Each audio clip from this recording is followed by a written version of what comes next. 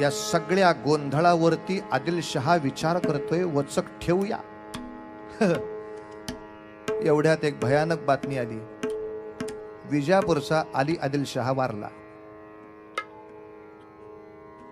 आदिलशहा वारल्यानंतर त्याच्या बेगमकडे सगळी आदिलशाहीची सत्ता आली. बडी बेगम साहेबा. या आदिलशहाचा मुलगा त्याच्या पुढचा आदिलशहा म्हणून गादीवर बसला, पण तो अनुभवानी आणि वयाने बराच लहान होता. त्यामुळे कारभार फक्त बडी बेगम साहेबास बघणार होती. विजापुरामध्ये एका मागोमाग एक बातम्या येऊन पोचत होत्या. आज 2 किल्ले गेले, उद्या 3 गेले, परवा 4 गेले, परवा 6 गेले, 8 गेले, 10 केले, जवळजवळ 50 किल्ल्यांची यादी आली. राजाने किल्ले गिळले. अख्खा जावळीचा डोंगरण, जावळीचं जंगल शिवाजी राजाच्या हाती लागलं. काही दिवसांनी विजापूर शिवाजी राजाने जिंकलं ही वार्ता सुद्धा ऐकायला फार वेळ लागायचा नाही.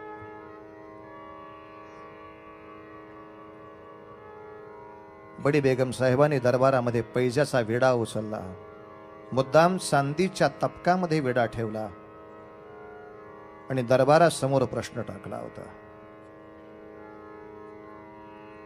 है कोई शेर का बच्चा जो शिवा को आपके मुट्ठी में पैदा करे? शिवाजी राजाचा तूर्तचा पराक्रम पाहून आणि दिलेल्या माराने पळालेले असल्यामुळे कोणाला धाडस होईना वर बघण्याचं. कोई मर्द नहीं हमारे दरबार में, कोई मर्द नहीं हमारे दरबार में. हे मात्र थोडं जिव्हारी बोचणार वाक्य बडी बेगम साहेबा उच्चारती झाली. आणि तशी खरी इच्छा नसताना सुद्धा तो अपमान सहन न झाल्याने अफजल खान उठला. अफजल खान मागणं पुढे येतोय हे सुद्धा सगळ्यांना त्याच्या नुसत्या जाजमाच्या हालचालीवरनं कळलं. एवढ्या धिप्पाड देहाचा खान, ज्याने आतापर्यंत कर्नाटकचे अनेक राजे थोडीला मिळवलेले होते, अनेक किल्ले स्वतःच्या थडकेनं क्षणात आदिलशहाच्या पायाशी आणून उभे केले होते, असा अफजल खान येऊन उभा राहिला.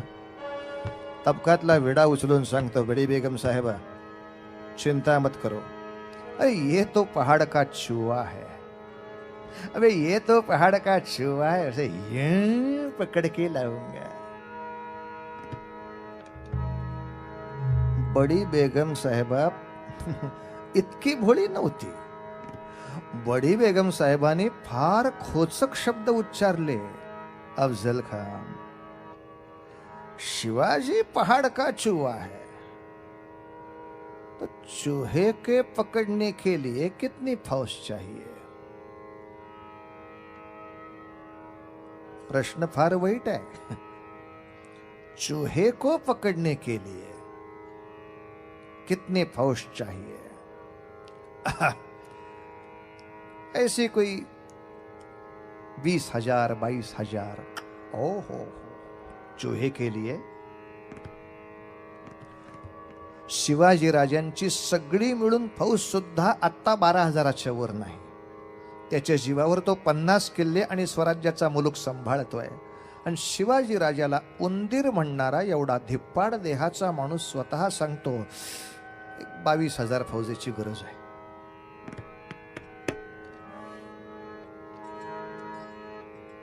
अ 22,000 त्यातले 10,000 घोडेस्वार, 12,000 पायदळ, तसंच मला तोफखाना पण लागणार आहे. अरे वा, बराच उंदरासाठी बंदोबस्त आहे. तसे एक 60-65 हत्ती आवश्यक आहेत. हत्ती पण नेणार. 100 उंटही लागतील. अच्छा. आणि विजापुरापासून स्वराज्यात जिथपर्यंत जावं लागेल तिथपर्यंतच्या सगळ्या वतनदार देशमुखांना पत्र टाकली पाहिजेत की आम्हाला येऊन मिळा, का उंदीर पकडायचा आहे. म्हणजे एवढे सगळे घेतल्यावर सुद्धा मी एकटा आणतो हे तू म्हणत नाहीयेस. बांदल देशमुख हे सगळे तुला येऊन मिळाले पाहिजेत, का? वो तो पहाड़ का चूहा है. अफजल खान सुद्धा मनातून शिवाजी राजांना टरकला होता हेच मान्य करावं लागेल. ज्या माणसाने 5 वर्षाच्या कालखंडामध्ये 3 किल्ल्याचं राज्य 50 किल्ल्यांवरती नेलं, त्या राजाला हात लावणं, ज्याच्यावरती आतापर्यंत जवळजवळ 10 ते 15 वेळा वेगवेगळे छोटे मोठे सरदार पाठवले गेले, पण ते इतके जबरदस्त पराभव पाहून परत आलेले आहेत, अशा पोराला हात लावणं जरा विचारच करावा लागेल. आणि अर्थात अफजल खानावर दुसराही एक मोठा वचक आहे, तो म्हणजे शहाजी राजा. एका बाजूला मी जर शिवाजी राजाची मुंडी मुरगळायला गेलो चुकून शहाजी त्याला सामील झाला, तर हे 25 आणि त्यांची 32, 12 पुढची, या फौजेचा मुकाबला थोडा अवघड पडेल. म्हणून कर्नाटकाच्या बाजूने शहाजी राजा येणार नाही याची पहिली व्यवस्था करावी लागेल. दुसऱ्या बाजूला अफजल खानाला बडी बेगम साहेबांनी विचारलं, हे आपण इतिहासात वाचलं असेल तर हो म्हणा, नाही तर सोडून द्या, हे नवीन ऐका. खजिना न्यायचा होता. बेगम साहेबा विचारते, अफजल खान, शिवाजी राजा की ये सब तहमत कितने बरस तक होगी? तर अफजल खानाने अर्ज असा केलाय की ही स्वारी 3 वर्ष चालेल, या कल्पनेने खजिना द्यावा.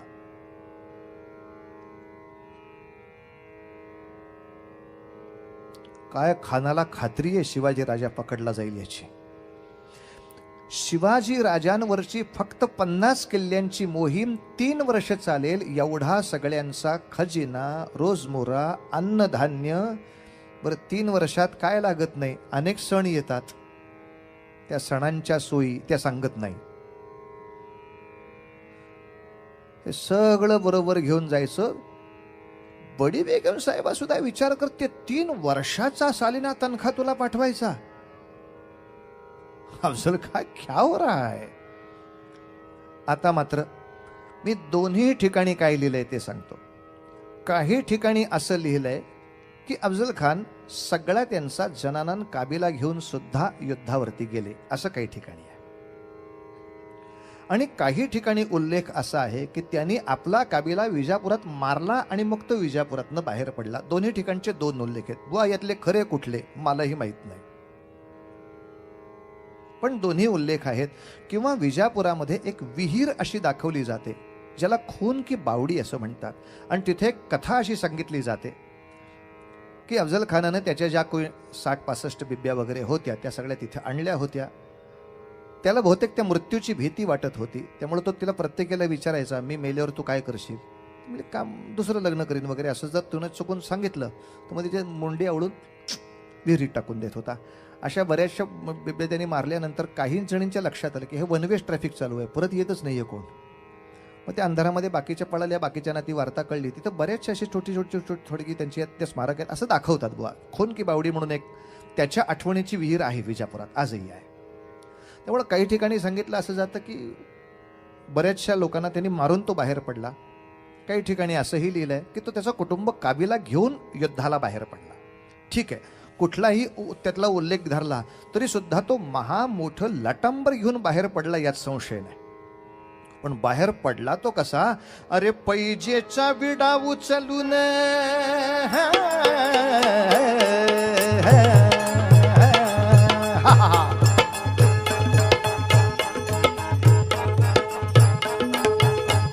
पैजेचा विडा उचलून मोठ्या तोऱ्यानं अफजल खान निघाला विजापुराहून, निघाला विजापुराहून. शिवाजीला आणतो मी पकडून, शिवाजीला आणतो मी पकडून. मध्यम पकडायचा. शिवाजीला आणतो मी पकडून, शिवाजीला आणतो मी पकडून. बरळला खान खुशारीन हजीजी, बरळला खान खुशारीन, हे परळला खान खुशारीन हजी. अरे शिवाजी तो उंदीर डोंगराचा, शिवाजी तो उंदीर डोंगराचा.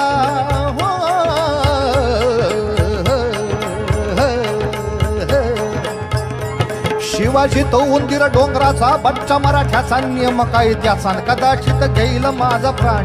कदाचित घेईल माझा प्राण. संगे 20,000 सैन्य घेऊन, संगे 20,000 सैन्य घेऊन निघाला मोठ्या तयारीने. हजी निघाला मोठ्या तयारीने, हे निघाला मोठ्या तयारीने. जी जी विजापुरातून स्वारी बाहेर आली. मात्र अफजल खानाला सुद्धा एक आध्यात्मिक गुरु होते, उत्तम प्रशासक होता अफजल खान. त्या आध्यात्मिक गुरूंच्या बद्दल असं सांगितलं जातं की तो गुरूंना भेटायला गेला तेव्हा त्याच्या गुरूंनी पटकन सांगितलं, तेरा सर दिखाई नहीं दे रहा. आता ह्याच्या पुढे तुझं डोकं शिल्लक राहील असं मला दिसत नाही. तेरा सर दिखाई नहीं दे रहा. पहिला अपशकून दुसऱ्या कोसावरच त्याला झाला. फतेह लष्कर नावाचा त्याच्या सैन्यातला आघाडीचा हत्ती होता, तोच मेला. काही काही गोष्टी छातीत सरकवणाऱ्या झाल्या. आता ह्याला अपशकून म्हणायचं का नाही आणि त्याने आपल्या स्वतःला धसका करून घ्यायचा का नाही, हा चिंतनाचा आणि चर्चेचा विषय आहे, तो आपण नंतर करूया. तूर्त झाला आणि त्याला धसका बसला, एवढी घटना आहे, तेवढी बघून पुढे जाऊया. सगळ्या सैन्याचा विचार एकच चाललाय. खान साहेब, विजापुराकडून सरळ रस्ता आहे कोल्हापूर, तेथून सरळ रस्ता कराड, नॅशनल हायवे क्रमांक या पद्धतीने सरळ सातारा, साताऱ्यापासून सरळ रस्ता वाई, तिथून सरळ महाबळेश्वर, शिवाजीराजांनी जिंकलेली जावळी. इतका सरळ रस्ता आहे, नॅशनल हायवे आहे, छान चौपदरीकरण झालेलं आहे. कुठल्याही एसी गाडीला त्रास होणार नाही, इतकं छान आहे सगळं. निघायचं महाबळेश्वर वाईकडे. अफजल खानाने रस्ताच वेगळा सांगितला. सोलापूर रस्त्याला लागून पहिलं तुळजापूर गाठायचं. क्यों? आपल्याला फक्त शिवाजी राजांची माणसं नाही मारायची, श्रद्धा मारायची आहे. आजपर्यंत आपण आपलं ब्रीद असं उभं केलंय की मी मूर्ती भंजक आहे, बट शिकन. त्यामुळे ही जगदंबेची मूर्ती, ही तुळजापुरातली तुळजा भवानी शिवाजी राजाला फार शक्ती देते म्हणून महाराष्ट्रामध्ये बोलवा आहे. तो लोकांच्या मनातला विश्वास पाहिला चक्काचूर करून टाकायचा आहे की मी जिचा चुरा करताना ती स्वतःला वाचवू शकत नाही, ती शिवाजी राजाला काय वाचवणार आहे. कशाच्या जीवावर तुम्ही अजिंक्य समजता स्वतःला. मला धक्का द्यायचा आहे तो फक्त राज्याला नाही, श्रद्धेला धक्का, श्रद्धास्थानाला धक्का.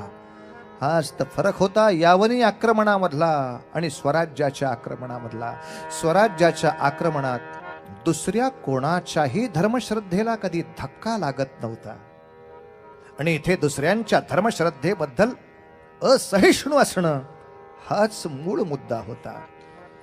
पण खान वेगळी वाट करून तुळजापूरच्या रस्त्याने गेला. तो तुळजापुराला पोचायच्या आत ती बातमी राजगडापर्यंत येऊन पोचलेली आहे. राजगडापर्यंत येऊन पोचली. कशा माध्यमातून? जो मात निघाला खान सरदार विजापूरवाला है. जो मात निघाला खान सरदार विजापूरवाला. जो मात निघाला खान सरदार विजापूरवाला. शिवनेरीच्या शिवसिंहा हो सावध झुंजायाला. शिवनेरीच्या शिवसिंहा हो सावध झुंजायाला. भिडवतो मराठी भाला नाचत्या चंद्रकोरीला. या वार्ता पोचविणारे हो, या वार्ता, या वार्ता पोचविणारे हो, या वार्ता पोचविणारे. भगव्या वेशे फिरणारे मंत्रचे मठाचे प्यारे.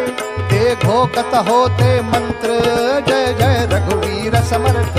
ते घोषत होते मंत्र जय जय रघुवीर समर्थ. वासुदेव गोसावी यांच्या दप्तरात हे एक पत्र आपल्या इतिहासामध्ये सामील आहे. कारण समर्थांची योजना इतकी सुंदर होती की एका माणसाला सगळं करावंच लागत नसे. विजापुराच्या आसपास ज्याचा मठ आहे त्याने ती बातमी फक्त कागलपर्यंत येऊन सांगायची आणि घरी निघून जायचे. कागलच्या माणसांनी उठून कन्नडपर्यंत सांगायची, परत निघून यायचे. कन्नडच्या माणसांनी कोल्हापूरला सांगायचे मागं निघून यायचे, कोल्हापूरच्या माणसांनी कराडपर्यंत जाऊन सांगायचे मागं निघून यायचे, कराडच्या माणसांनी साताऱ्यात जायचे मागं निघून यायचे. प्रत्येकाच्या कामाची अशी पटपटपट विभागणी झाल्यामुळे दुसऱ्या दिवसाचा सूर्य उजाडण्यापूर्वी राजगडावर बातमी, राजे 22,000 फौज घेऊन अफजल खान निघाला. Horror music. शाबास, डेंजर. खानाचं बळ असं विचित्र आहे की खान 3 बाजूनी स्वारी करतो आहे. राजा जर चुकून माकून पळून कोकणाचा आश्रय घेता झाला तर आरमाराच्या दिशेनं सागरी भागात सुद्धा तुझ्याशी लढता यावं यासाठी राजापूरच्या शेजारी जैतापूरच्या बंदरामध्ये अफजल खानानं जहाज पाठवले सोन्याची भरलेली पिंप घेऊन.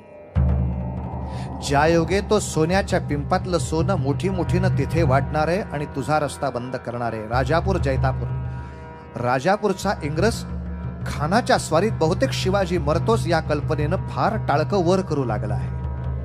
हेनरीचे हातपाय कोकणात जास्त पसरायला लागलेत राजापुरामध्ये. आणि एका बाजूनं तो गडांची संख्या मारण्यासाठी सुद्धा वेगळी वाट करून येतोय. एक टोक आरमार, दुसरं टोक किल्ल्यांचं आणि तिसरं टोक मात्र तुमच्या धर्मश्रद्धा तोडण्यासाठी तो पहिलं तीर्थक्षेत्रच हातामध्ये घेतो आहे. तुळजापुरावरती जेव्हा 22,000 फौजेचा लोट उठला, गाव तर वेड्यासारखं पळून गेलंच, पण गावातल्या जवळजवळ अनेक देवळांना खडा खडा खडा खंट्या लागल्या. पहारांच्या बाजूने एक एक दगड तोडायला सुरुवात. खान तुळजापूरच्या भवानीच्या देवळासमोर उभे होते, हत्तीवर बसलेले. आणि तुमच्या आमच्या हिंदूंचं दुर्दैव होतं हो. खानाच्या 22,000 फौजेमध्ये जवळजवळ 10,000 हिंदूच सैन्य होतं. हे हिंदू सैन्य डोळ्यासमोर असताना त्यातल्याच माणसाला खानाने आज्ञा करावी, आतली देवी बाहेर आण. आमच्या माणसाने देवीची गंडकी शिळेची मूर्ती उपटून बाहेर आणावी, खानाला हत्तीवर द्यावी. ते जगदंबेचं लळ लळ लळ लळ करणारं तेजस्वी स्वरूप खानाने पाहिलं. मात्र अफजल खान हसून परळला. अरे हिंदू की देवता इतनी तेज है तो हिंदू क्यों भेड़ बकरी जैसे जीते हैं? अरे देवता इतनी तेज है, वो क्यों बकरी जैसे मरते हैं? इतनी तेज देवता तो हम नहीं रहने देंगे, हम नहीं रहने देंगे. धाड दिशी जो वर्ण दणका बसला, मूर्ती खाली पडली, ठिकऱ्या मूर्तीच्या झाल्या. जाती घेऊन माणसं बोलवली, मूर्तीची तुकडे भरडले गेले, रांगोळी झाली. रांगोळीची माती संपूर्ण देवळाच्या समोर फुल्यांच्या सारखी उभी केली आणि त्याच्यावर हत्ती नाचवून अफजल खान बोलला, मैंने परमात्मा की मिट्टी बनाई है कोई मई का लाल जो मिट्टी से परमात्मा फिर से पैदा करके दिखाए. मैंने परमात्मा की मिट्टी बनाई है. पुन्हा एकदा जगाच्या इतिहासात स्पष्ट झालं,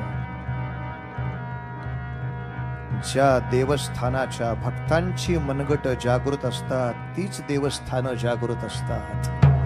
बाकी फक्त जागृत देवस्थाना शेजारी राहिल्यामुळं मृत्यू नाही येत हो. अशा सगळ्या मूर्ख संकल्पना थोडीला मिळाल्या आणि नुसती भक्ती असल्यामुळे आपण वाचतो ही स्पष्टपणे असलेली कल्पना मातीला मिसळून.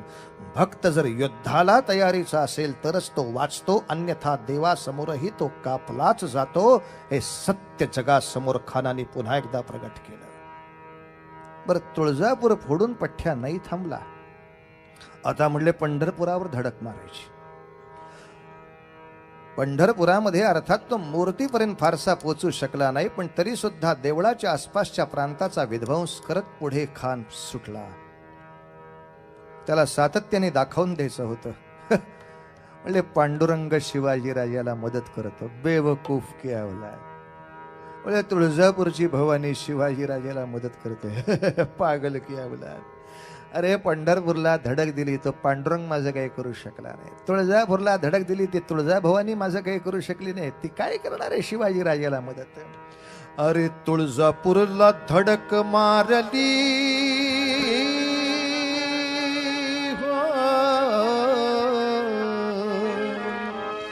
तुळजापूरला धडक मारली भवानी फोडली जाळपोळ केली प्रलय मांडीला पंढरपुराला प्रलय मांडीला पंढरपुराला प्रजा केली हैराण रस्त्याला प्रजा केली हैराण रस्त्याला आणि येऊन पोचला पहावायला हजी येऊन पोचला पहावायला हजी येऊन पोचला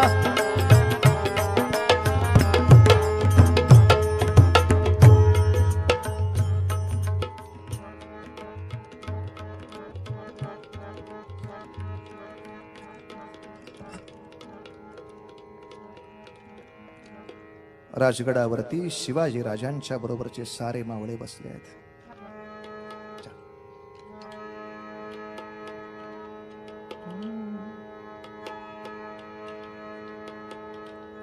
आणि जवळजवळ सगळ्या मावळ्यांचं म्हणणं एकच आहे, राजे युद्ध जमेल असे दिसत नाही, सलाह करू. खानाचा येणारा पाणलोट इतका प्रचंड आहे की हा सांभाळणं खरंच आपल्याला अवघड आहे राजे. शिवाजी राजांचं एकच मत सगळ्यांच्या विरोधात आहे. राजांनी मांडलेला प्रस्ताव सरळ आहे की अफजल खान कुठल्याही छोट्या मोठ्या तहाला आता मान्यता देणारच नाही. एक तर सगळे जिंकलेले किल्ले परत करून गुडघे खाली ठेकून बादशाही सेवेला जावंच लागेल. मग हे सारं करून तह करून जगण्यापेक्षा जेवढे शक्य असेल तेवढे लष्कर लढवून 2 हात करू. शिवाजी राजांनी पहिल्या बैठकीत सुद्धा हा मुद्दा मांडला. जय मिळो न मिळो, युद्धामध्ये प्राण जरी गेला तरी किमान कीर्ती तरी राहील. आता विजयी होण्याची कोणालाच खात्री नाहीये, पण तरी सुद्धा सलाह करणे नाही. खानाशी 2 हात करायचीच आहेत. राजे कोणत्या रणक्षेत्रावर करावे? जावळी रणक्षेत्रावर. राजगड सोडून राजांची स्वारी आपल्या सेनापतींना आणि सैन्याला घेऊन जावळीच्या खोऱ्यामध्ये आली. भोरप्याचा डोंगर म्हणजे प्रतापगड भेटीसाठी निवडला. कारण एकच होतं, अफजल खानाची प्रचंड सेना या जाळीमध्ये किंवा जंगलात आली तर या जंगलातल्या वाटा आणि रस्ते कुणालाही माहीत नाहीत. एकदा ती आतल्या डोंगरांमध्ये आली की पुन्हा हे डोंगर चढून जाऊन पलीकडे जावे हे मार्गही कोणाला कळणार नाही. त्या झाडीमध्ये कोणालाही मदत कुठलीही मिळू शकत नाही. झाडीची माहिती असणारा माझा एक माणूस किमान 50 लोकांना या झाडीमध्ये भारीचा होऊ शकतो. जावळीमध्ये युद्ध करावे. आणि राजगडावरून निघताना एक मनाला वेदना अशी होती की शिवरायांचा थोरला मुलगा शंभूराजा 2 वर्ष वयाचं लेकरू होतं आणि त्याची आई सईबाई इतकी अत्यवस्था आजारी होती की आज जाते का उद्या जाते अशा अवस्थेत. तिचा निरोप घेऊन निघणं मोठं अवघड, पण तरी जड मनाने सईचा निरोप घेतला. सई, प्रतापगडीच युद्ध करावे लागते, लवकर बरी हो. आम्ही विजयी होऊन आलो तर ओवाळायला तू हवी आहेस. सईने सांगितलं, वेडी आशा लावू नका, हळू हळू, वेडी आशा लावू नका. माझ्या डोळ्या देखत माझं मूल आणि माझ्या नवऱ्याचं यश मोठं होतं हे पाहिल्यावर कोणाला बरं नाही वाटणार. राजे म्हणतात, तुझं मूल तर अजून 2 वर्षाचं आहे. याच्याबद्दल नाही म्हणत राजे मी. अहो, तुम्ही निर्माण केलेलं हे स्वराज्य हे आपलं मूलच नाही का? ते एवढ्या बाळसं धरून इतकं मोठं वाढतंय म्हटल्यावर कोणाला आनंद नाही वाटणार. राजे, काळजी वाटते ती फक्त शंभूराजाची. शंभूकडे लक्ष द्याल ना. एकच भावना घेऊन त्याच्याशी वागा की आज ना उद्या तुमच्या जीवनात काही दुःख आलं तर तुम्हाला तोंड लपवायला आई आहे. यापुढे त्याला आई असणार नाही. आई विना लेकरू आहे एवढं लक्षात ठेवून त्या पोराशी वागा. कितीही मनामध्ये असलं तरी सुद्धा नव्हतं राजगडावर थांबतायत. राजे निघाले. सईबाईंचा निरोप घेणं अवघड. शंभूराजांचा निरोप घेणं अवघड, तितकंच जिजाऊ मासाहेबांचं घेणं अवघड.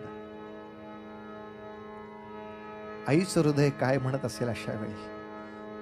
पण जिजाऊ आईसाहेबांना वंदन केलं तेव्हा जिजाऊ आईसाहेब एकच सांगतात, शिवबा, खान दगाबाज आहे, सावधगिरीने खानास भेटावे आणि जर शक्य झाले तर देवी भवानीच्या आणि पांडुरंगाच्या अपमानाचे उसने फेडूनच या ठिकाणी परत यावे. आई सांगणारे मुलाला देवाचा अपमान नाही सहन करायचा, तीर्थक्षेत्राचा अपमान असा नाही सहन करायचा. खान म्हणालाय ना, देवी कुठे गेली पांडुरंग कुठे गेला. आपल्या पराक्रमातनं तो दिसला पाहिजे की तो पांडुरंग आमच्या प्रत्येकाच्या तलवारीमध्ये येऊन उभा राहिलाय. ती देवी आमच्या प्रत्येकाच्या अंगातली स्फूर्ती म्हणून येऊन चाळायला उभी राहिली आहे. मात्र राजे, अविवेक नको, एक महत्वाचे काम करा. या युद्धी प्राणनाश झाला तर पुढे काय करायचे याची योजना करून मग चला. राजांचं मृत्यूपत्र करून घेताना काय आईच्या मनाची धारणा हवी. सगळ्या आपल्या मित्रांना राजांनी आग्रहाने सांगितलं, बाबांनो, खानाच्या मोहिमेमध्ये प्राणनाश व्हायची खूप शक्यता आहे. मात्र आम्ही असलो काय नसलो काय, स्वराज्याची चळवळ थांबता कामा नये. हिंदूंना व्यक्तिनिष्ठतेचा जो शाप लागलाय तो मला पुन्हा ऐकायला येता कामा नये. माणूस संपला की काम संपलं आणि तत्व संपलं. सगळ्या गवताचे भारे गवतासारखे इकडं तिकडं फाकले गेले. हा मूर्खपणा मला दिसता कामा नये. आपण व्यक्तीसाठी लढत नाही, आपण माणसासाठी लढत नाही, आपण तत्वासाठी लढतो हे मला सिद्ध व्हायला हवे. याच्या पुढे शंभूराजे 2 वर्षाचे असले तरी त्यांना सिंहासनावर बसवले जाईल. संपूर्ण राजकारभार जिजामाता पाहतील. त्यांच्या हाताखाली तुम्ही याच निष्ठेनं वर्तायचे आहे, माझी वाट पाहायची नाही. हे सांगून शिवाजी राजे बाहेर येतात. तो ऐकून ठेवा, समोर कान्होजी जेधे नावाचे 60 वर्षाचे भीष्माचार्य येऊन उभे. राजा, काही एकटा निघालास काय? जेवढी फौज आहे घेऊन तेवढं निघायला हवं. राजा एक गंमत सांगतो, पत्रू बघ. अफजल खानाचं पत्र असं सगळ्यात जवळ सरदारांना आलं होतं. कान्होजी जेध्यांच्याकडे आलेलं पत्र. कान्होजी, आपण जुने जाणते वयस्कर आहात. शिवाजी राजा नाही तरी या युद्धात चारी मुंड्या चेतून संपणारच आहे. त्याला सहाय्य करण्याऐवजी आदिलशाही सेनेला सहाय्य करून आपले जीवन कृतार्थ करून घ्यावे. अन्यथा पुढच्या होणाऱ्या भयानक परिणामास तयार राहावे. लोकांचा दम देतोय.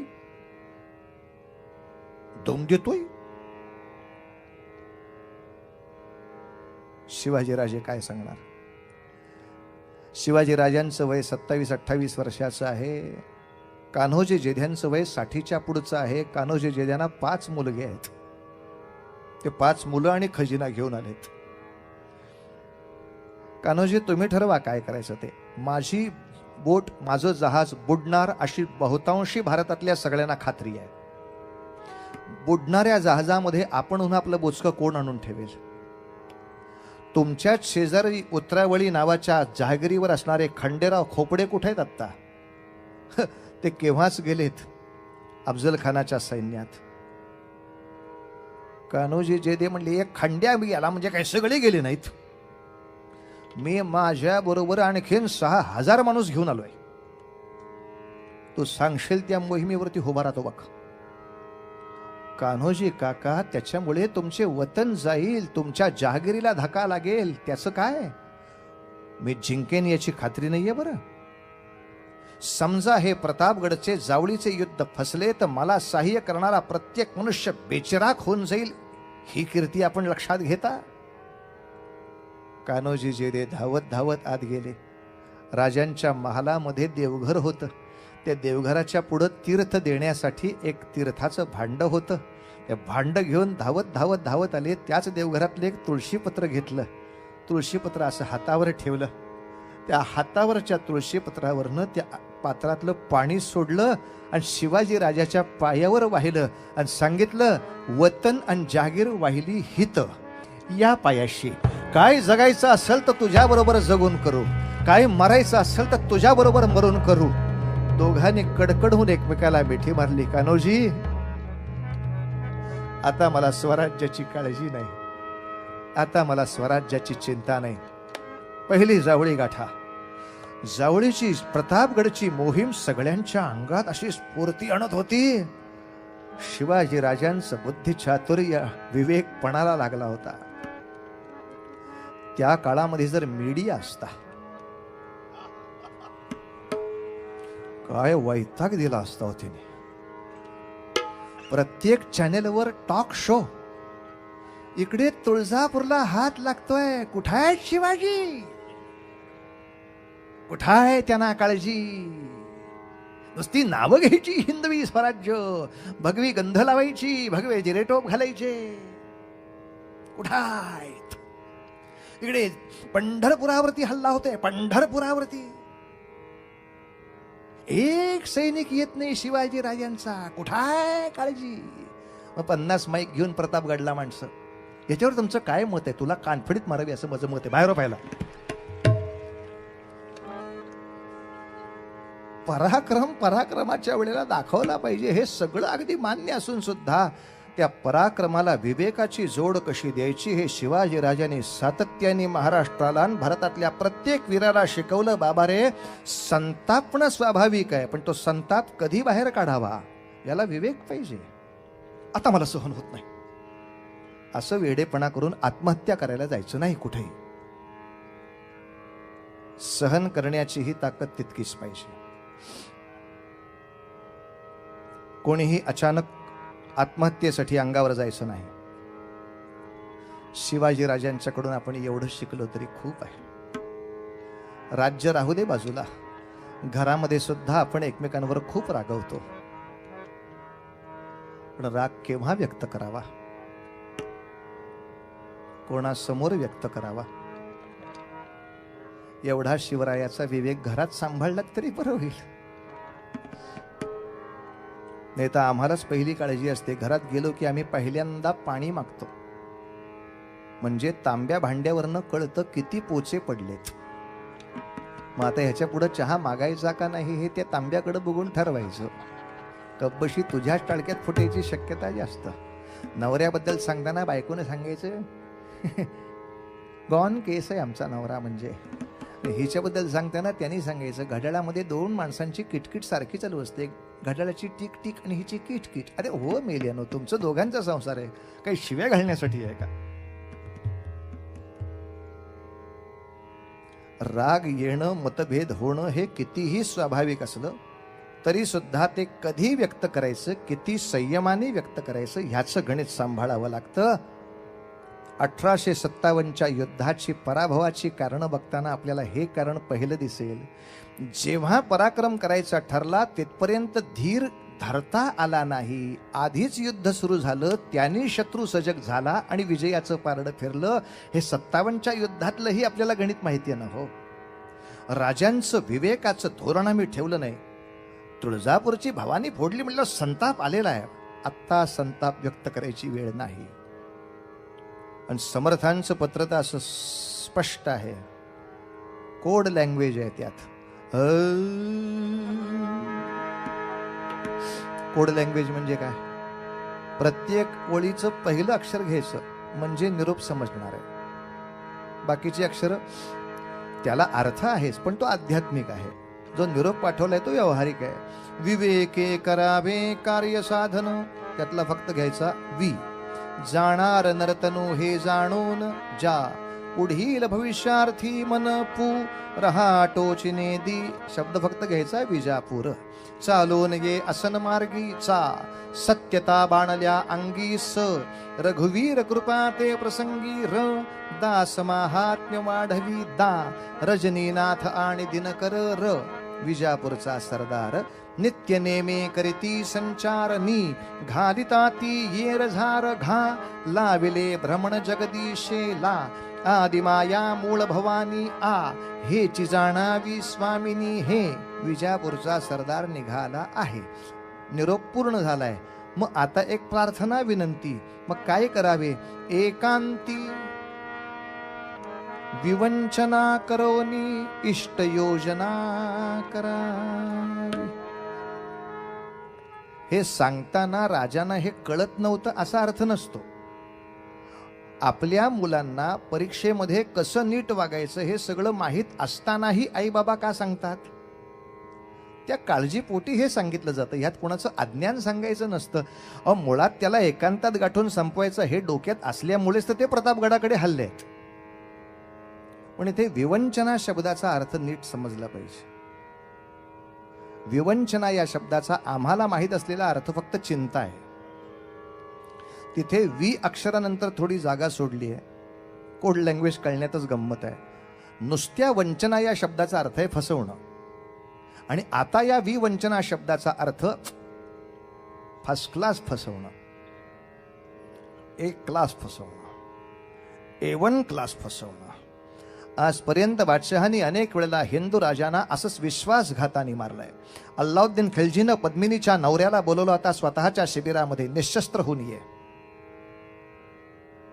त्याच्या आधी पद्मिनीच्या नवऱ्यानं अल्लाउद्दीनाला बोलवलं होता, तू निशस्त्र होऊन ये. तेव्हा अल्लाउद्दीन निशस्त्र होऊन गेले होते. अर्थात त्याला खात्री होती राजपूत वचनाला फार पक्का आहे, तो आम्हास काही करणार नाही. म्हणून त्यांनी तोच डाव त्याच्या अंगावर टाकला. शपथ घेतली की तुम्हास काही होणार नाही. पण पद्मिनीचा पती ज्या क्षणाला निशस्त्र सापडला त्या क्षणी त्याला अटक करून चितोडवरती हल्ला करणारे, विश्वासघाताच्या प्रचंड परंपरा असणारे हे सत्ताधीश. इथे वंचनेला कोणतंही पाप मानायचं कारण नाही. शोभा एकांती वी वंचना करोनी इष्ट योजना करावी. खान प्रताप गडाशी आला, खान प्रताप गडाशी आला, खान प्रताप गडाशी आला. वरती शिवाजीला देऊन बोलला न कृष्णाजी भास्कर वकील धाडून, कृष्णाजी भास्कर वकील धाडून. शिवाजीनं बाका वखत ओळखून, शिवाजीनं बाका वखत ओळखून. पत्र सवेटाच दिल्या पाठवून, जी पत्र सवेटाच दिल्या पाठवून. कृष्णाजी भास्कर प्रतापगडी पोचला, कृष्णाजी भास्कर प्रतापगडी पोचला. कृष्णाजी भास्कर काय प्रतापगडावर धामधूम. अफजल खानाचा वकील येतोय, अफजल खानाचा वकील येतोय. कृष्णाजी भास्कराचं स्वागत झालं. त्याला पहिला नेला तो देवीच्या देवळातच नेला प्रतापगडच्या. आणि देवी समोर कृष्णाजी भास्कराला विचारलंय, कृष्णाजी या भूमीवरचे तुम्हा म्हणती भूसुर, या भूमीवरचे तुम्हा म्हणती भूसुर. आम्ही नित्य ठेवाव मस्तक चरणावर. सांगा बेत तुम्ही खानाचा व्हावे रणशूर, सांगा बेत तुम्ही खानाचा व्हावे रणशूर. कृष्णाजी भास्कर तुला देवीच्या समोर उभा केलाय. देवीची शपथ घेऊन सांग खानाचा हेतू काय. कसं सांगणार? मी वकील आहे. मी खरं सांगू नये, खोटं बोलू नये. खरं सांगू नये, खोटं बोलू नये म्हणजे हा आता काय करणार? हे पत्र घ्या, हे वाचा. अफजल खानाची आपल्याला हुकमावली अशी आहे की घेतलेले सगळे किल्ले तुम्ही त्याला परत केले पाहिजेत. आदिलशहा समोर गुडघे टेकून शरणागती पत्करली पाहिजे. ह्याच्या बदल्यात हे सगळे किल्ले आणि अधिक कोकणची जहागिरी सुद्धा आदिलशहाकडून तुम्हाला मी देववितो असं आमिषही तो दाखवतोय. वाचलं आम्ही पत्रात. पण आम्हाला भेटून आमचे किल्ले ताब्यात घेऊन आम्हाला आदिलशहा पुढे न्यावे आणि त्याच्या पुढे आम्हाला जागीरदार करावे. पत्र झाले ही त्याची मनीषा आहे काय?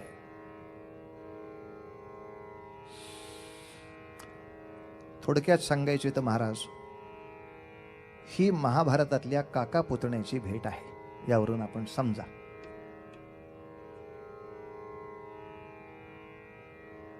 आणि राजांना समजलं. का? महाभारत माहीत होतं म्हणून समजलं.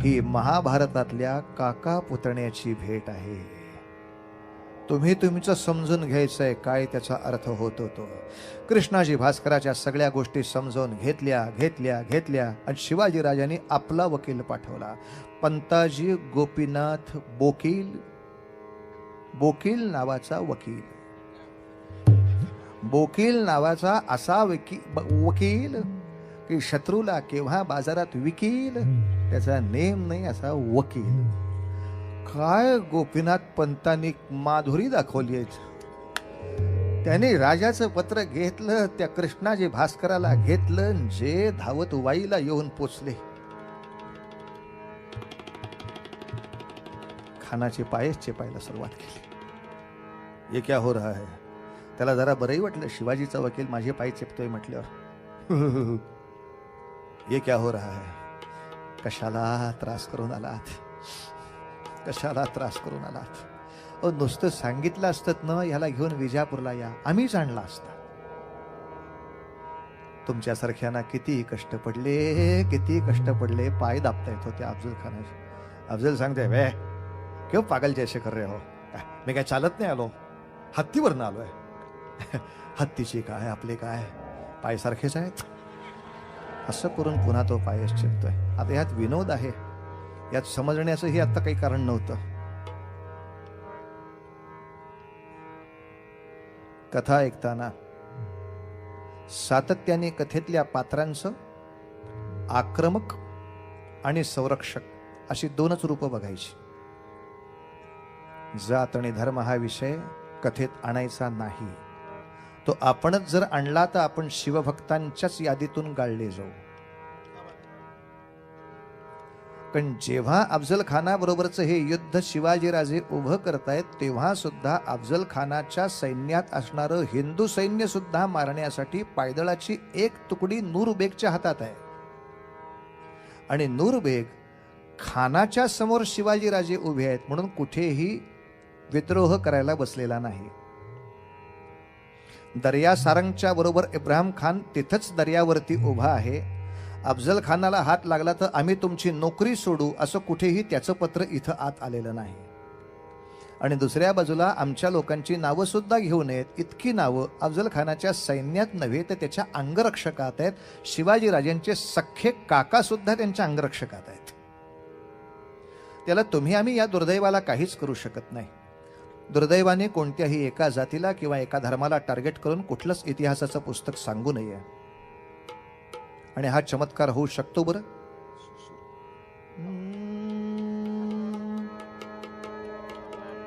हा चमत्कार होऊ शकतो बरं. पण याच प्रतापगडच्या युद्धामध्ये शिवाजी राजांनी कृष्णाजी भास्करावर तलवार मारून त्याला मारून टाकलेला आहे. हा कृष्णाजी भास्कर नावाचा कुलकर्णी हा ब्राह्मण होता. हा अफजल खानाच्या वतीनं अंगावर चालून आला होता. आणि शिवाजी राजांनी त्याला तलवारीच्या दणक्याने फाकळी करून मारला. शिवाजी राजांनी एका ब्राह्मण माणसाला मारला याच्याबद्दल भारतातली कुठलीही ब्राह्मण संघटना असंतोष व्यक्त करत नाही. कारण सगळ्या ब्राह्मण संघटना मान्य करतात कृष्णाजी भास्कर हा जरी ब्राह्मण असला तरी सुद्धा तो आक्रमकाच्या वतीनं आला होता. तो मारण्याच्या योग्यतेचाच होता. शिवाजी राजांनी पवित्र कार्य केले त्या ब्राह्मणाला मारून सुद्धा. ही जर मानसिकता ब्राह्मणांनी ठेवायची असेल तर मग अफजल खानाच्या स्वारीमध्ये सुद्धा अफजल खान मारण्याचं दुःख कुठल्याही यवनांनी करू नये. तो एक आक्रमक होता या नात्याने तो मारला गेला. इतकी स्वच्छ भूमिका देशातल्या नागरिकाची असायला हवी. इतकी स्वच्छ भूमिका असायला हवी. अफजल खान कुठल्या धर्माचा आहे म्हणून त्याला मारायचा नाहीये. कारण त्याच धर्माची 3 माणसं अधिकारावर आहेत शिवाजी राजांकडे. त्यांनी फक्त देवी फोडलीये किंवा तुळजापूरच्या किंवा पंढरपूरला हात लागलाय यासाठी मारायचं नाही. त्यांनी सख्या प्रजेला सुद्धा प्रचंड छळलेला आहे. प्रजा वेठीला धरलीये. प्रजेचा सुद्धा तो एक आरोपी आहे. आणि असा होऊ शकतो चमत्कार. हो, होऊ शकतो, होऊ शकतो. मी याचा प्रत्यय घेतलाय. आपल्याच कोकणामध्ये देवगड भागात असे अनेक शिक्षक आहेत जे खाजगी क्लासेस चालवतात. या सगळ्या खासगी क्लास चालवणाऱ्या शिक्षकांनी असा विचार केला होता की शिवचरित्राची जी पुरेशी माहिती विद्यार्थ्यांना नाही ती माहिती विद्यार्थ्यांपर्यंत पोचवावी आणि एक परीक्षा घ्यावी. साधी सरळ योजना होती. सगळ्या शाळांमध्ये सर्क्युलर फिरलं तसं सगळ्यांच्या शाळांमध्ये सर्क्युलर फिरलं. आश्चर्य वाटेल, अनेक मुसलमानांची मुलं त्या परीक्षेला उतरली, अनेक ख्रिश्चनांची मुलं त्या परीक्षेला आली, अनेक शिखांची मुलं त्या परीक्षेमध्ये होती, अनेक जैनांची मुलं होती. ती परीक्षा आणि प्रशस्तीपत्रकं मी वाटली आहेत तिथे. आणि ही प्रशस्तीपत्रकं वाटत असताना त्यातल्या मुलीला जेव्हा बोलायला सांगितलं की तुझ्या अभ्यासाबद्दल बोल, तेव्हा तिनं स्वच्छ शब्दामध्ये जाहीर निषेध या गोष्टीचा केला की आम्हाला आमच्याकडे चुकीचं शिकवलं जातं, की अफजल खान कोणीतरी अत्यंत पवित्र मनुष्य होता, परमपवित्र होता, सगळ्या सहिष्णू होता, आणि असं असताना सुद्धा शिवाजीराजांनी त्याला मारला. त्यामुळे शिवाजीराजांच्या बद्दलचा गैरसमज आमच्या मनामध्ये कित्येक वेळेला भरवला जातो. पण तुम्ही ज्या तऱ्हेनं स्वच्छ इतिहासाचं पुस्तक आमच्या समोर ठेवलं, त्या इतिहासाच्या पुस्तकाचा अभ्यास केल्यानंतर आता आम्हाला या गोष्टीचं कोणतंही वैषम्य वाटत नाही. कारण आम्ही आता अफजल खानाकडे तो धर्म म्हणून काहीच पाहू शकत नाही. तो एक आक्रमक होता आणि प्रजेच्या हिताच्या मध्ये आड येणारा कोणीतरी होता, म्हणून शिवाजीराजांना त्यांना बाजूला केला. याबद्दल आता याच्या पुढचा आमचा विद्यार्थी संघ निषेध करणार नाही, असं कोकणातल्या त्या शाळा बोलू लागल्या. शिक्षणाने काय होत नाही महाराज आम्हाला सांगा. किमान अनेक मूर्ख लोकांमधली 100 माणसं शहाणी झाली. आणि असं होऊ शकतं. आज भारताच्या इतिहासात सुद्धा अशी माणसं आपल्याला माहिती आहेत. अनेक स्फोट करणारी मुसलमानांची नावं आपण सांगू शकता. पण त्याचबरोबर घरात स्फोटकं आल्यानंतर आता माझा नवरा माझ्या देशामध्ये काहीतरी विचित्र करेल का काय, अशी शंका आल्याबरोबर आपल्या धर्माचा विचार थोडा बाजूला ठेवून भारतीय पोलिसांना बातमी सुद्धा एका अतिरेक्याच्या बायकोनं आणून दिली होती. आपल्या पतीला पकडून दिला होता आणि भारताला आपलं एक राष्ट्र म्हणून मान्यता कशी दिली होती याही कथा आहेत, ज्यांचा सत्कार दिल्लीच्या आपल्या पंतप्रधानांच्या हस्ते आपण यावेळेला केला होता. समोरच्या व्यक्तीकडे आक्रमक म्हणून आणि संरक्षक म्हणून इतक्या स्वच्छ डोळ्याने बघता आलं म्हणजे मग विषय संपलेला असतो. बाकीच्या गोष्टी बोलण्यात काही गंमत नाही. अफजल खानाचा वकील बामण होता म्हणजे सगळे बामण नालायक होते. अरे पण शिवाजीराजांचा वकीलही बामणच होता. मग सगळे नालायक होते हे तुला कळलं, इतकं शिवाजीराजांना नाही का कळलं? आणि दुसऱ्या बाजूला अनेक जातींच्या बद्दल बोलायचं झालं तर सगळ्या जातीची माणसं जशी हिकडं होती तशी अफजल खानाच्याही सैन्यात सगळ्या जातीची होती. कशाला नावं घेऊन भांडण काढा? फक्त एक ब्राह्मणच होता का अफजल खानाच्या बाजूला? इतर सगळ्या जातीचे हिंदू नव्हते का अफजल खानाच्या बाजूला? अंगरक्षक होते अफजल खानाचे. इतकंच नव्हे तर एखाद्या वेळेला असंही झालं असतं, असं झालं असतं की मुसलमानांची एक मोठी फौज जर शिवाजी राजांच्याकडे असती आणि चुकून एखाद्या श्रद्धास्थानाला धक्का लागला असता, लागला नसता कधीही, पण चुकून लागला असता तर मुसलमानांच्या श्रद्धा इतक्या पवित्र आहेत की त्यांनी त्या क्षणाला नोकरी सोडून ते बाजूला गेले असते की नाही तुमच्याबरोबर येणार. पण दुर्दैवानी ही निष्ठा हिंदूंमध्ये का नव्हती तेव्हा? तुमच्या डोळ्या देखत देवी भवानी फोडली जात होती, तुमच्या डोळ्या देखत पांडुरंगाला त्रास देत होता, का नाही तिथून वॉकआउट झाला? अहो कृष्णाजी भास्कर ब्राह्मण तो बिचारा असहाय्य दुबळा तरी होता, पण ज्यांच्या कमरेला तलवारी होत्या आणि स्वतःच्या जहागिऱ्या होत्या आणि मनगटामध्ये मर्दुमक्या होत्या ते का नाही बाजूला झाले अफजल खानाच्या स्वारीतनं? मग तिथं नव्हती मर्दुमकी दाखवायची काय?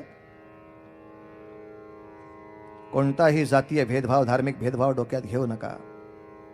मुद्दा सरळ आक्रमणाचा आहे, प्रजेच्या हिताचा आहे आणि प्रजेच्या संरक्षणाचा आहे. गोपीनाथ पंत बोखील तिथे गेले गेले गेले इतकंच नव्हे तर धाधांत हवं ते बोलले. आमचा राजा घाबरट आहे, हो अति घाबरट आहे, त्याला आम्ही तुमच्या ताब्यात देतो, पण एकच अट आहे, तुम्ही जावळीला या, त्याला घेऊन जा. अहो आमचा राजा इतका घाबरट आहे की तो वाईत यायला सुद्धा घाबरतो. तुम्ही कसले? अहो तुम्ही यमासमोर सुद्धा असे उभे राहाल. आता नाही म्हणायची पंचायत होते ना. समोरच्याला असा हरभऱ्याच्या झाडावर चढवायचा की धड त्याला वर जाता येत नाही, धड उतरता येत नाही. बरं मी घाबरतो असं त्याला म्हणता येईना. आणि पुन्हा मी तेच सांगतोय, अहो जावळीमध्ये येताना सैन्य सगट यावे. अर्थात सैन्याची काय तुम्हाला गरज आहे, तुम्ही एकटेच पुरेशी आहात का नाही म्हणता. मग नाही पण म्हणता येईना. शिवाजी राजाची तुमची गाठ घालून देतो, त्याला असा कानाला पकडून विजापूरला घेऊन जा. काय सांगतो. हो मात्र. आणि तुमच्या या सैन्याबरोबर बरेच जवाहिरे पण आलेले दिसत आहेत मला. सोन्याचे दागिने, मोत्याचे दागिने, हिऱ्याचे दागिने. काय जबरदस्त बाजारपेठ आहे तुमच्याकडे. हा हा हा हा हा. अशी बाजारपेठ गेली 10 वर्ष स्वराज्य चालले, बघितली सुद्धा नाही आम्ही. किती दणादणा बोलावं एखाद्या माणसानं. अशी बाजारपेठ बघितली नाही. अफजल खानही मनात जाणू नये शिवाजीराजांनी काय बघितलंय त्याच्यावरती. का अहो मुळामध्ये आदिलशहाचं सुद्धा नाही, मोगलांची बाजारपेठ असलेलं जुन्नर त्यांनी 1 वर्षापूर्वी लुटलं होतं. आणि पुन्हा डोकं लढवून मागच्या स्वारीमध्ये मी तुम्हाला सांगितलं, जेव्हा शहाजीराजांची सुटका करायची होती तेव्हा मुराद महाराष्ट्राच्या दौऱ्यावर होता. तसा मुराद तिकडे गेला, आपला बाप मरेल ह्या कल्पनेनं गेला, पण तो जिवंतच होता. मग पुढच्या दौऱ्याला औरंगजेब इकडे आला होता. शिवाजीराजांनी औरंगजेबाशी संधान करून पुढच्या आपल्या दिव्य कार्याला आमच्या शुभेच्छा असं मैत्रीपूर्ण पत्र पाठवून औरंगजेबाला तिकडे बेसावत ठेवून त्याचीच असलेली जुन्नर नावाची बाजारपेठ अख्खी लुटून राजगडावर नेली होती. आता औरंगजेब असा चवताळला, हा माणूस आहे का काय. आता माझ्याशी मैत्रीचं बोलतो, दुसऱ्या बाजूला माझी सगळी बाजारपेठ घेऊन जातो. हुकूम सोडले, शिवाजी माणसाची माणसं, राजाची माणसं दिसतील तिथं कापा, दिसतील तिथं तोडा. इतका संतापलेला औरंगजेब दुसऱ्याच दिवशी शिवाजीराजांचे वकील औरंगजेबापाशी असा चेहरा घेऊन उभे होते की अजी म्या पाप देखील. झाल्या गोष्टीबद्दल हमें सख्त अफसोस आहे. अशी चूक पुन्हा होणार नाही. पण बिलंदर एकदाही हे लुटलेले परत देऊ म्हटले नाहीत. हमें सख्त अफसोस आहे. आपल्या मैत्रीमध्ये असं खरं व्हायला नको होतं, तरी सुद्धा आता चुकून झालंच आहे. तर तुमच्या दिल्लीच्या स्वारीला आम्ही शुभेच्छा देतो. तिकडे काही आवश्यकता लागली तर मदत करण्याचं सुद्धा आश्वासन देतो. नंतरच्या काळात जिवंत राहून इकडे परत कधी आलात तरी मैत्रीचे आश्वासन देतो. कारण आता आणखीन पक्की खात्रीची खबर आली होती की शहाजहान आता आणखीन आजारी पडलाय. मुराद नेमका दिल्लीत पोचलाय, दाराशोकोह त्याच्याच आसपास आहे. हे दोघं जर आधी दिल्लीत बापापाशी पोचले तर औरंगजेबाची पंचायत होईल. औरंगजेबाला घाईनं दिल्लीत जाण्याची जल्दी आहे. याचा बरोबर फायदा घेऊन जुन्नर पर्यंतची बाजारपेठ शिवाजीराजेने घेऊन गेले होते. अरे मोगलांच्या बाजारपेठेत काय नव्हतं, असे एक से एक जड जवाहीर आणि एक से एक दागिन्यांची तिथे सगळी चंत्रावळी होती. तरी रघुनाथ गोपीनाथ पंत सांगत होते, असा बाजार कधी पाहिला नाही. मनात असं आलंय की कल्याण भिवंडी वगैरे ठिकाणच्या लुटी आता आम्ही जमा केली. आता अर्थात काय लुटी सुद्धा तुमच्याच आहेत, आमच्या म्हणजे तुमच्या. तर तुम्ही जेव्हा प्रतापगडला याल तर तुमच्याबरोबर सगळे मातब्बर सरदार सुद्धा येतील. तेव्हा त्या सगळ्यांचा सत्कार करण्यासाठी इतके चांगले अलंकार आमच्याकडे आहेत कुठे हो. नुसते लुटीत मिळालेल्या मोहरा आमच्याकडे. काय कळले काय. तेव्हा मी अशी प्रार्थना करतो की तुमच्या ह्या सगळ्या सराफी लोकांना आपापले पेटारे घेऊन किल्ल्यावर पाठवा. म्हणजे शिवाजीराजे त्यातले दागिने विकत घेतील, तुमच्याच लोकांना देतील. म्हणजे काय, दागिने तुम्हालाच मिळणार, त्यातले पैसे तुम्हालाच मिळणार, तुमच्याच व्यापाऱ्यांना मिळणार. दागिने आधी घेतले जातील, पैसे भेटीनंतर मिळतील. काय वकील पाठवावा राजाने. वा रे वा, शिवाजीराजाने अशी पाठ थोपटली गोपीनाथ पंतांची. काय रे माणूस आहेस. बातम्या तर आणल्याच, पण अख्खा अफजल खानाचा खजिना त्यांच्याच माणसांच्या डोक्यावरनं प्रतापगडावर घेऊन आला होता वकील हा सगळा. सगळ्या दागिन्यांच्या पेट्या, मोहरांच्या पेट्या. काय आता काय भेट झाली की संपलंच आहे. घ्या. खान यायला तयार आहे जी. फौजे सगट तो किल्ल्याच्या पायथ्यापर्यंत येईल जी.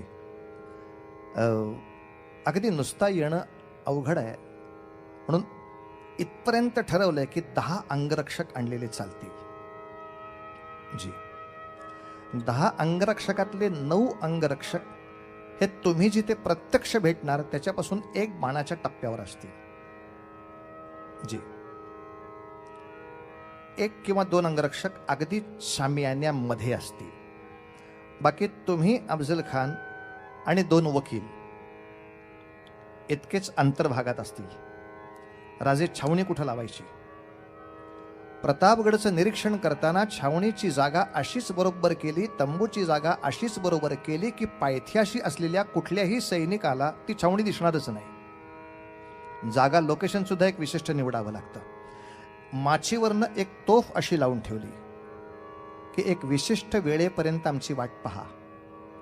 पण तंबूमध्ये गेलेला राजा जर इतक्या वेळाने बाहेर आला नाही तर समजून चाला बहुतेक घात झाला. पण घात झाला म्हणून खान आणि त्याची फौज जिवंत इथून जाता कामा नाहीये. वरनं तोफेचा गोळा खाली असा टाकायचा की अंगरक्षकांसकट आतली सगळी माणसं धुळधाण झाली पाहिजे. तोफखानावाल्याने तयार राहा. या सगळ्या आधीच्या तयारी लक्षात घेता आपल्याला कल्पना येईल की खानाने कट्यार मारली म्हणून शिवाजीराजेंनी बिचवा मारावा इतके काही बेसावते नाहीत. खानाने काहीच केलं नसतं तरी त्याला संपवण्यासाठी तोफ तयार आहे. एका बाजूला तोफ तयार, नेताजी, बाजी, येसाजी, कान्होजी सगळे आसपास उभे आहेत. तुम्ही खानाची आत आलेली सेना सगळ्या बाजूने वेढून तयार राहायचं आहे. जोपर्यंत किल्ल्यावरचे तोफांचे बार होत नाहीत तोपर्यंत कोणीही गडबड करायची नाही. नाही तर खान येताना ह्यातल्या कुठल्याही छावणीतली कुठलीही माणसं जर चुकून त्याला दिसली तर त्या क्षणी त्याला संशय येईल. खान इथवर आलेला वाईला परत जाईल. 8,000 एकाच्या चुकीनं सगळं फसणार आहे. मला कोणाचीही चूक नको आहे. कोणाकडेही मोबाईल नाहीत, रिमाइंडर नाहीत, वॉकी टॉकी नाही. फक्त संपूर्ण साधन होणारे एकमेकांवरचा दुर्दम्य विश्वास. ज्या ज्या ठिकाणी ज्या ज्या लोकांना सांगितले त्या त्या वाटा त्यांनी अडवून धरायच्यात आणि समोरचा गनीम साफ बुडवायचा आहे. नाही मला वाटलं असं कोणीही काहीही तिथं करायचं नाही. आपल्याला योजना तयार आणि दिवस निवडला होता मार्गशीर्षातली सप्तमी. आज बरोबर तो दिवस आठवड्याच्या दिवशीनं गुरुवारच्याच दिवशी दुपारी 12 ते 2 ची भेट घेतलेली.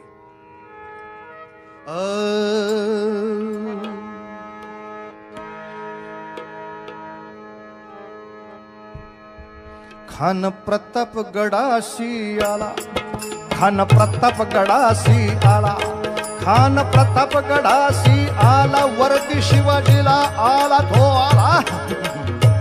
सारे झाले तयार स्वागताला, सारे झाले तयार स्वागताला.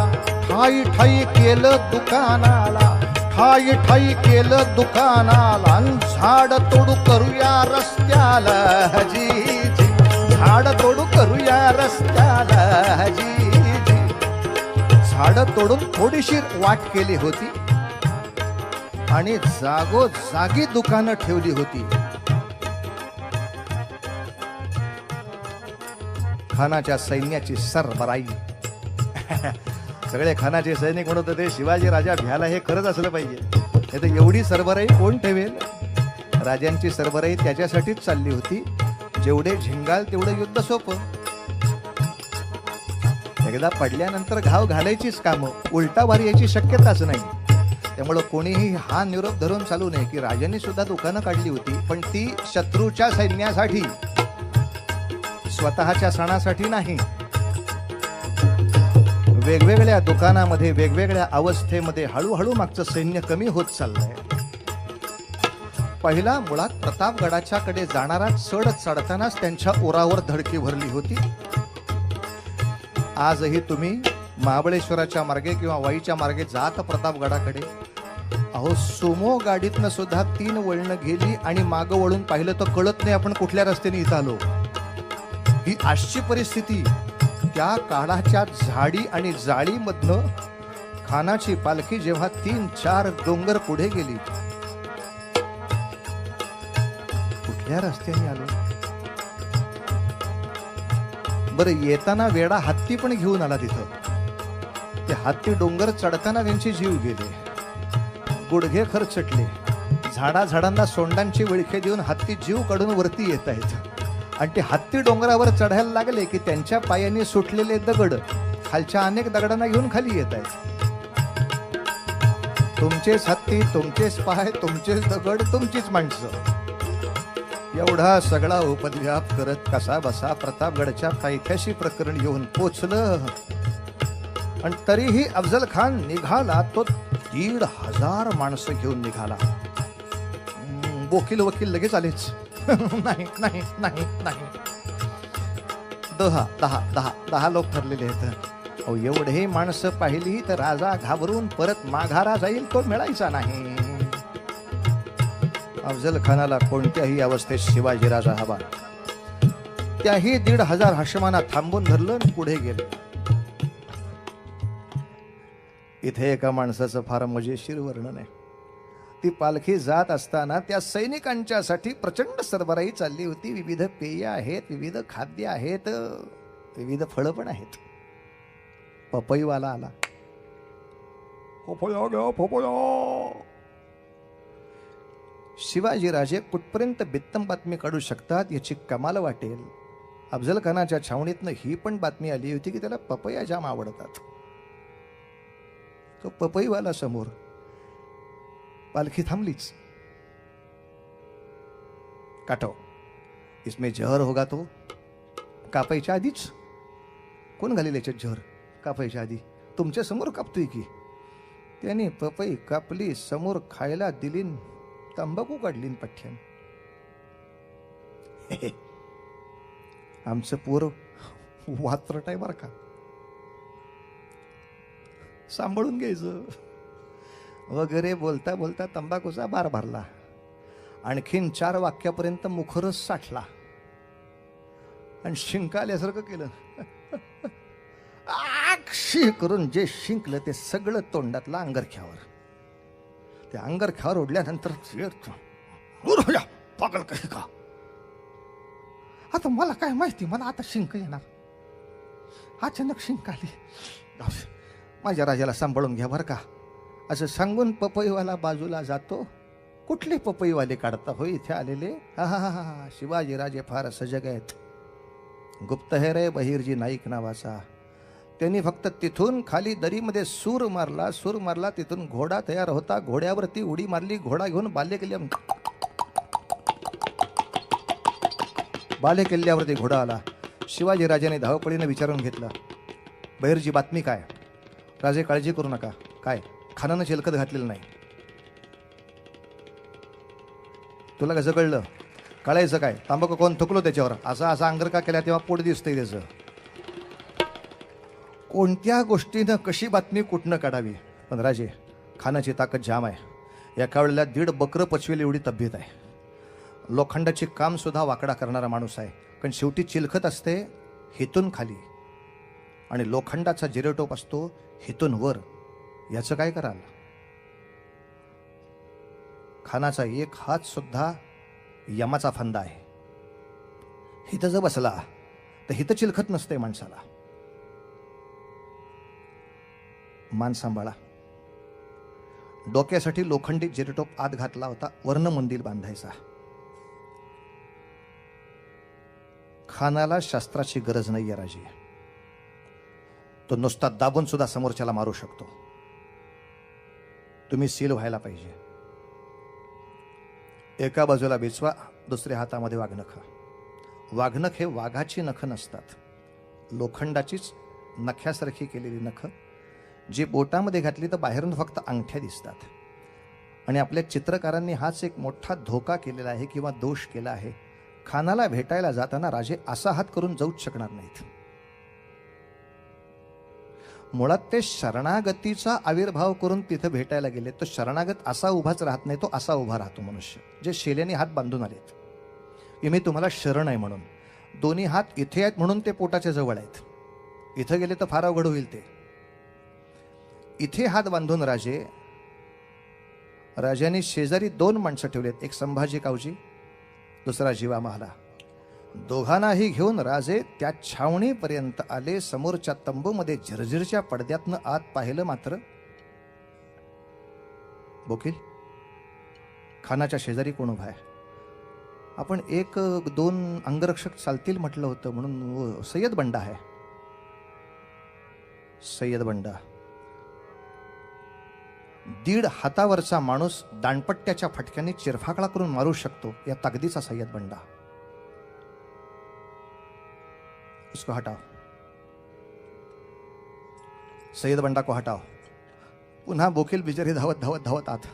शिवाजी राजा कहाँ गया. कारण अफजल खान तिथे येऊन पोचला. त्यांनी आसनांची व्यवस्था बघितली. खरंच आसनं अशा लांबीवर ठेवली होती की पटकन तलवारीचा वार केला तर एकमेकाला लागणार नाही. डाव करणाऱ्याला डाव कळतोच. त्यांनी तिथे येऊन आसनं जवळ सरकवून घेतली. इतकंच नव्हे तर त्या तंबूच्या कनातीतून बाहेर पाहिलं 2 माणसं अशी शिंग घेऊन उभी होती. हा, क्या आदमी के माफक दिखाई दे रहा है. त्याला वाटलं पुतळे उभे केलेत, पण पुतळे नव्हते, माणसंच उभी होती, पण पुतळ्यासारखी उभी होती. एकही हालचाल न करता, म्हणजे हालचाल न करता सुद्धा थांबून राहणं हे युद्धाच्या दृष्टीनं आवश्यक असतं. आईवडिलांनी लक्षात ठेवून मुलांना सांभाळा. नाही तर बरेचसे आईवडील ऐकायला मिळावं म्हणून मुलांना प्लेग्राऊंड देत आहेत. मुलं पळत सुटतात. हो, थोडंसं पळायला हरकत नाही, पण त्यांनी एकतानतेनं ऐकत राहण्यासाठी आपण मदत केली पाहिजे. एकतानतेनं ऐक, यातलं प्रत्येक पाऊल फक्त मृत्यूकडे चाललेलं होतं. याच्या पुढचा एकही क्षण कोणाला माहीत नाही अशा अर्थाचा होता. झिरझिरीत पडदा फक्त बाजूला करून शिवाजी राजांनी आत पाय ठेवला. मात्र जगदंब जगदंब मुखाने फक्त जगदंबेचं नाम चालू आहे. खानाच्या समोर मग येऊन उभा राहिला. खानाच्या समोर मग येऊन उभा राहिला. खानाच्या समोर मग. खानाने 2 हात पसरले. आओ शिवाजी राजे, तुम्ही तुमचे सगळे गुन्हे मान्य करून आदिलशहाची चाकरी करायला तयार असाल तर आदिलशहा तुम्हाला माफ करायला तयार आहे. तुम्हाला आदिलशहाकडे नेण्यासाठी मी आलो आहे. गले तो मिलो. संभाजी कावजीचं एकटक लक्ष फक्त खानाकडे. जीवा महालाचं लक्ष एकटक फक्त सय्यद बंडाकडे. सय्यद बंडाला बाजूला जायला सांगितला म्हणून तो छावणीच्या बाहेर गेला नव्हता, फक्त कनातीच्या पलीकडे गेला होता. सय्यद बंडाकडे बघत राहा. गोपीनाथ पंत, तुमचं लक्ष फक्त कृष्णाजी भास्करावर ठेवा. कोणीही एकमेकांच्या डोळ्यावरची सुद्धा नजर काढेना. राजे जरा पुढे सरकले. मात्र खानाच्या समोर मग येऊन उभा राहिला. खानानं मारली मिठी शिवाजी राजाला. खानानं मारली मिठी शिवाजी राजाला. राजांचं डोकं खानाच्या छातीपर्यंत फक्त लागलं. पण या भेटीनंतर आता बाजूला जाऊन काही प्रेमाच्या गोष्टी बोलायच्यात असं डोक्यात येईपर्यंत कप्तिशी राजांचं डोकं बगलेत घातलं. हो खानाने. अरे राजाचं डोकं बगलं मंदी दाबू लागाला. राजाचं डोकं बगली मंदी दाबू लागाला. खदखदा हंसू लागला. अबे पागल, आदिलशाह के साथ पंगा लेता है तो तू जिंदा कैसे रहेगा. कट्यावर उपसली अफजल खानाने काच दिशी पाठीमध्ये जो वार केला. खर खर खर आवाज वरचेवर झाला. आवाज वरचेवर झाला. चिलखतान दगा नाही दिला. चिलखतान दगा नाही दिला. शिवराज मनी तोषला. शिवराज मनी तोषला. शिवराज मनी तोषला. शिवराज मनी तोषला. पहिला वार खाननच केला. पहिला वार खाननच केला. आता कडू म्हणे डावाशी डाव आपला जे. डाव आपला जे. डाव आपला. खानाने असं जबरदस्त डोकं दाबलं होतं की आकाशातले तारे जमिनीवर दिसायला लागले. पण मानगुट सुटणं शक्य नाही. खानाच्या शक्तीतून आपल्या ताकदीनं मानगोट काढता येणार नाही म्हटल्यावर डाव्या बाजूला अस्तनीमध्ये असलेला बिछवा बाहेर काढला.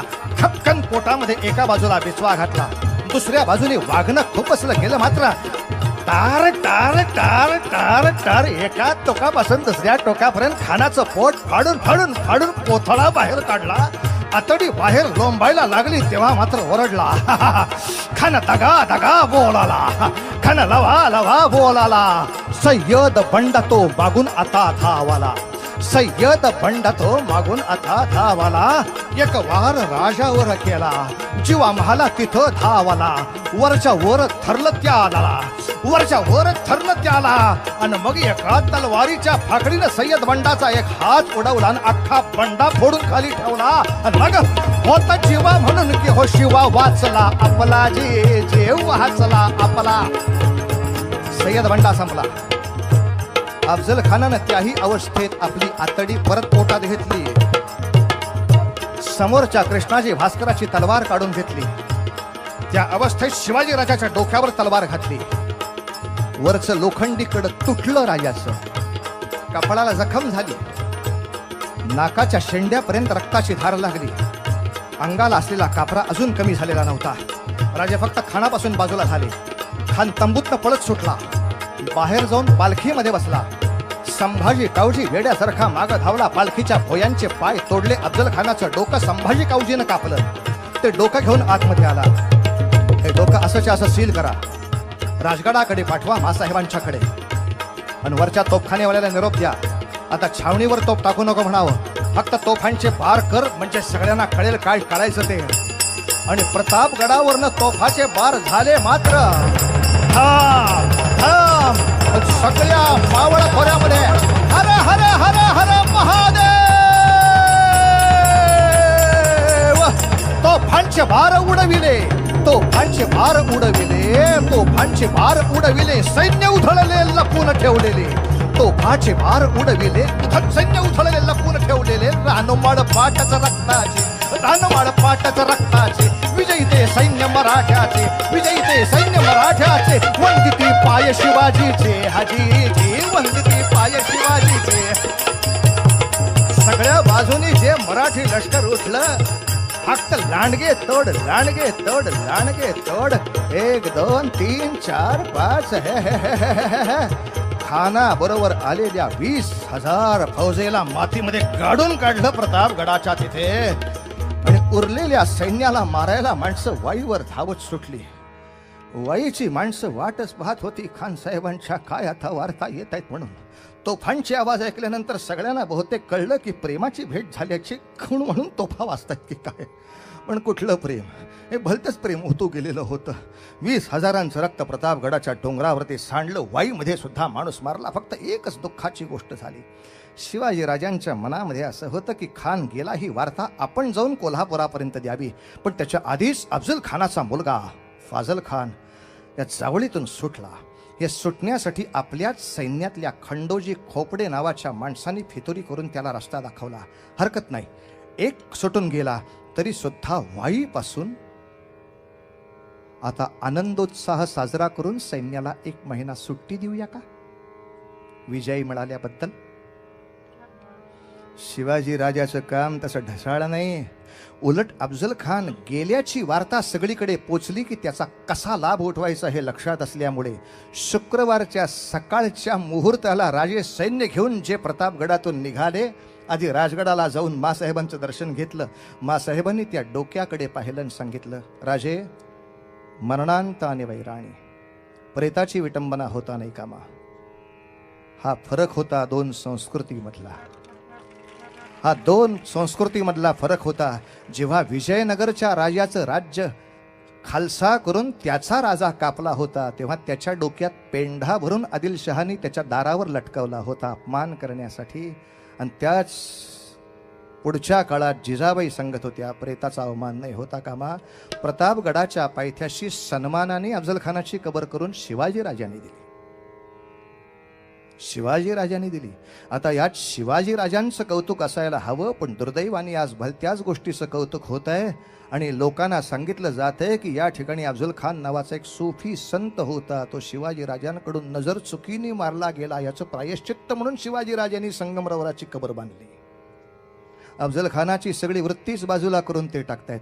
आणि अशी खानाबद्दल चुकीची माहिती ज्या शिक्षण संस्थांमध्ये दिली जाते आणि अफजल खानाच्या आक्रमकांचे समर्थक जिथे निर्माण केले जातात, त्या शिक्षण संस्थांना 10वीची सर्टिफिकेट द्यायला सरकार परवानगी देत आहे की ज्यायोगे तुम्ही आमच्या सरकारला मान्य नसलेलं काहीही शिकवा. कोणाच्याही मतासाठी कुठल्याही संस्थेला 10वीच्या आणि 12वीच्या पदवीदान करायला आमचं शिक्षण महामंडळ उभं राहतं. पुन्हा एकदा प्रत्येकाच्या मुखातून शब्द येतात, राजे तुम्ही परत या, त्याशिवाय नाही हेच बदलणार, नाही बदलणार. पण खानाच्या मृत्यूला मला थांबायचं नाहीये, मला गुरुवार पूर्ण करायचा आहे.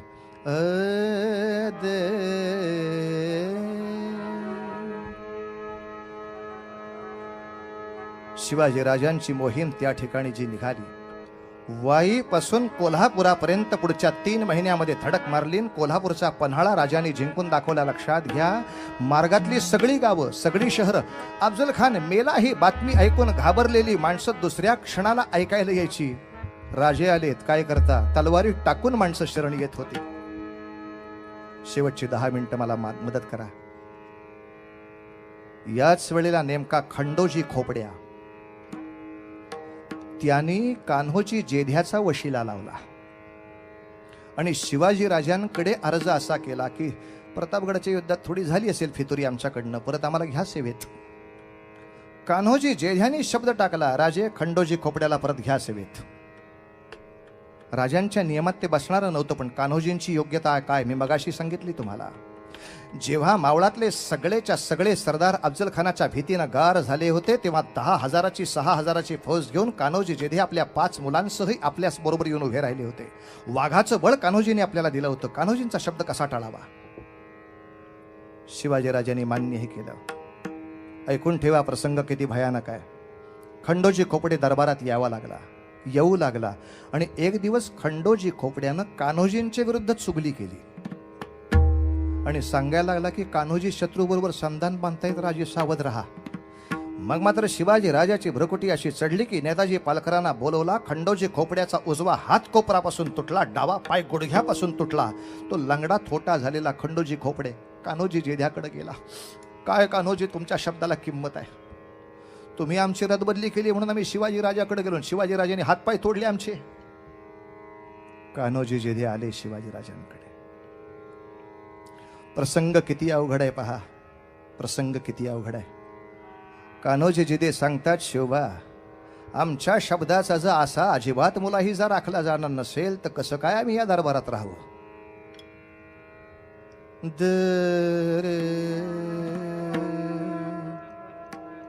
कसं राहावं आम्ही या दरबारात?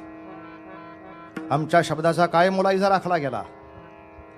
आणि अशा वेळेला 28 वर्षाचा राजा सांगतोय, कान्होजी राजा व्हायची मला इच्छा नाही. मी आत्ता हा राजमुकुट तुमच्या मस्तकावर ठेवतो, तुम्ही या गादीवर बसा आणि मग मला सांगा कान्होजी, मी करतो ते चुकीचं करतो का बरोबर करतो? काय झालं? आज खंडोजी खोपडे तुमच्या विरुद्ध माझ्याकडे चुगल्या करत होता. मी खंडोजीला जिवे मारणार होतो. तुम्ही शब्द टाकला म्हणून आम्ही त्यास जिवंत ठेवला होता. माझ्या ठिकाणी कोणीही हलक्या कणाचा मनुष्य असता तरी आत्ता त्यांनी तुम्हाला कैद करायला माणसं पाठवली असती, कारण हा त्यांना साक्षीदार मिळाला असता. पण कान्होजी काका, तुमची निष्ठा काय आहे ते मी पाहिली आहे. खंडोजी काय लायकीचा माणूस आहे ते मी पाहिलंय. म्हणून खंडोजीचा फक्त हातच तोडला आणि पायच तुटला. शेवटचं वाक्य राजे म्हणतात, कान्होजी काका जरा मनापासून विचार करा. शत्रू आला की त्याच्याकडनं पैसे खायचे आणि फितुरी करायची, आणि शत्रू निघून गेला की तुमच्यासारख्या स्वामिनिष्ठांचे वशिले लावून पुन्हा मंत्रिमंडळात यायचं. अशीच जर प्रथा स्वराज्यामध्ये सुरू झाली तर तुम्हाला जे स्वप्नात पाहिजे ते स्वराज्य येणार आहे का? तुम्ही आम्ही काय जास्त पैसे मिळतात म्हणून स्वराज्याचा खेळ खेळायला नाही बसलो, जास्त जहागिरीसाठी नाही बसलो. आपल्याला न्यायाचं राज्य पाहिजे, आपल्याला बंधुतेचं राज्य पाहिजे. कान्होजी काका, न्याय शिल्लक राहील का?